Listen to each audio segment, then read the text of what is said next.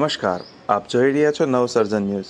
ગુજરાતને હરિયાળું બનાવવા વન વિભાગે આ વર્ષે 423 નર્સરીઓ દ્વારા 11.80 કરોડથી વધુ રોપાઓનું વિતરણ અને 74,000 કરતાં વધારે હેક્ટર વિસ્તારમાં 5,000 કરોડથી વધુ વૃક્ષોના વાવવાનો મોટો લક્ષ્યાંક નક્કી કર્યો છે।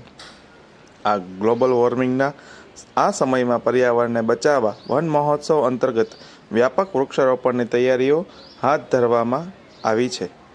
સરકારી નર્સરીઓમાં ગુણવત્તાયુક્ત છોડ તૈયાર કરી જનભાગીદારીથી પ્રકૃતિનું જતન કરવાનો આ મોટો પ્રયાસ છે।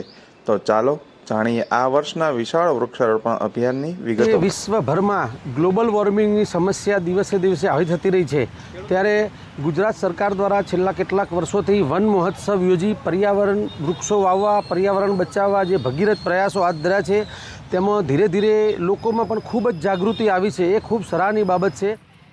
આ સરકારી નર્સરીઓમાં બદામનું ઝાડ, લીમડાનું, લીંબુડીનું, સીસમનું અને આવા અનેક પ્રકારના ઝાડવાઓ આપવામાં આવે છે અને તદ્દન રિઝનેબલ ભાવમાં આપવામાં આવે છે। હું તો બધાને અપીલ કરું છું કે લેવા જોઈએ, આનો લાભ લેવો જોઈએ અને સરકારનો પણ આભાર માનું છું।